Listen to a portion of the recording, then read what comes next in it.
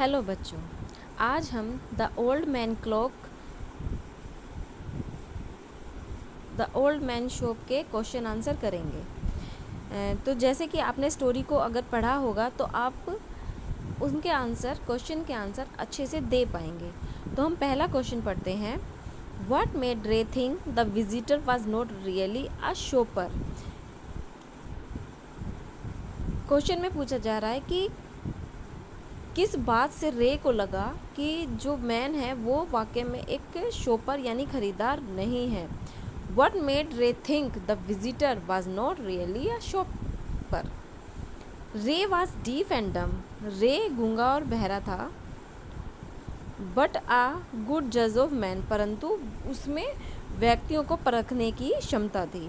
His old wise eyes told him that the new visitor to his shop at that late hours.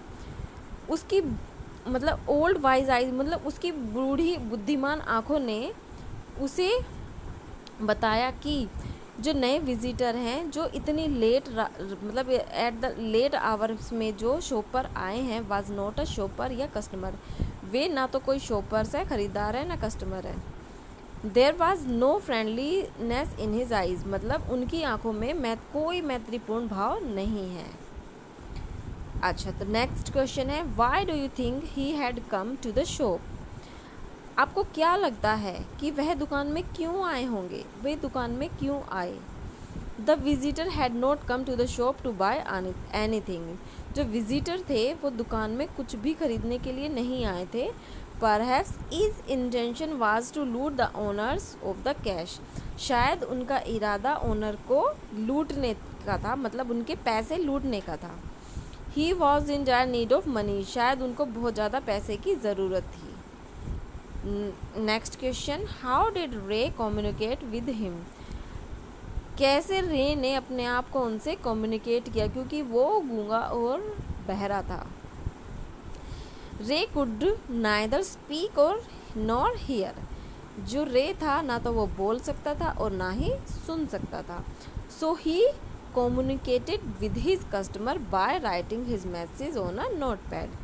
तो वह अपने आप को कैसे कम्युनिकेट कर रहा था, मतलब जोड़ता था कस्टमर से बाय राइटिंग अ मैसेज, एक मैसेज लिख के कस्टमर को वो अपने नोट पैड पे। The visitor also road his reply on paper. तो जो विजिटर था उसने भी अपना रिप्लाई पेपर पर लिखा। इस तरह रे ने अपने आप को उनसे कम्युनिकेट किया। Why do you think the man said to his friend who waited at the door.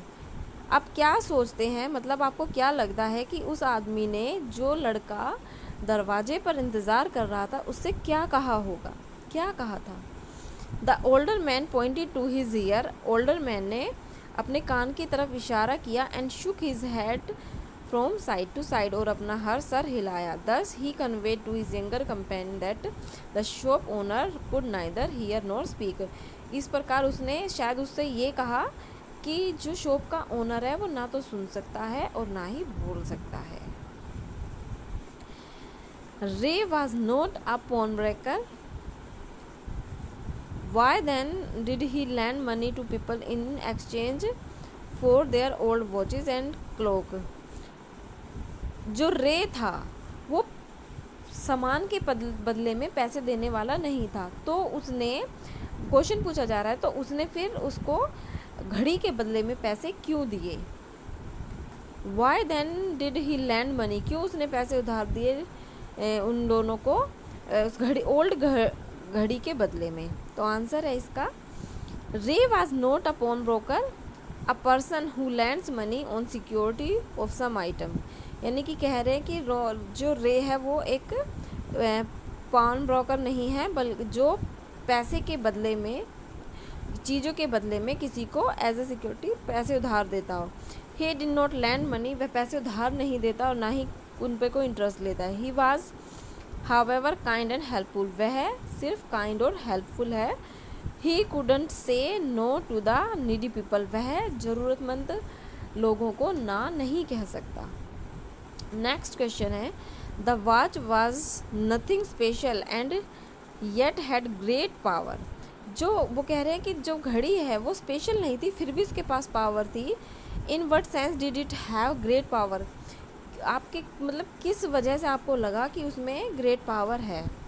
Answer, the watch was just ordinary, जो घड़ी थी वो साधारण थी, but it had the power to pull a person out of a bad situation, लेकिन उसके अंदर क्या ताकत थी कि वो एक बुरे समय में एक व्यक्ति की मदद कर सकती थी। To pull a person out a bad situation मतलब एक बुरे वक्त से निकाल सकती थी।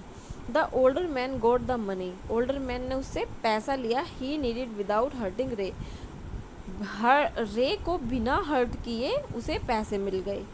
ही the generous shopkeeper also escaped physically injury, और जो शॉपकीपर है वो मतलब उसको कोई हानि भी नहीं हुई, फिजिकल इंजरी भी नहीं हुई।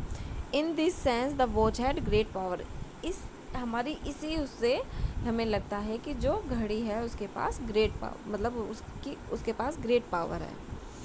Do you think the man would ever come back to pick up the watch, क्या आप सोचते हैं या आपको लगता है कि जो व्यक्ति है जिसने घड़ी के बदले पैसे लिए हैं क्या वो उस घड़ी को लेने दोबारा आएगा?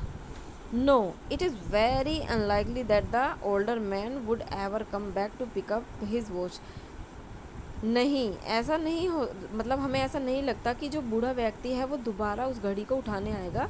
He had after all got a price higher than the watch was worth for, यानी कि उस व्यक्ति को उस घड़ी की कीमत के बदले में ऊंचे दाम मिले हैं। तो वो क्यों लेने आएगा जब वो घड़ी सस्ती थी लेकिन उसको उसके ऊंचे दाम मिल गए। When did the unfriendly face of the visitor turn truly friendly, कि वो क्वेश्चन में पूछा जा रहा है कि जो वो व्यक्ति था जिसका एक मैत्रीपूर्ण भाव नहीं था, उसका फेस अचानक से मैत्रीपूर्ण भाव में ट्रूली फ्रेंडली के रूप में क्यों चेंज हो गया। The unfriendly face of the visitor turn friendly, मतलब जो अनफ्रेंडली फेस था वो अचानक से फ्रेंडली हो गया, क्यों? When he got a $50 note for his ordinary, मतलब जब उसको उसकी घड़ी का $50 नोट मिला, एक साधारण सी घड़ी का, तब उसको ही फेल्ट ऑब्लिग्ड एंड हैप्पी, तब उसको आभार मतलब तब उसको खुशी हुई और उसको एक आभार सा लगा, मतलब एक अपने ऊपर एक वो उसने कहते हैं ना आभार सा महसूस किया कि भाई उसकी हेल्प हो गई। तो आपको अगर ये क्वेश्चन आंसर समझ आए हो और आपको मेरा चैनल पसंद आया तो प्लीज़ लाइक करें और सब्सक्राइब करें। Thank you.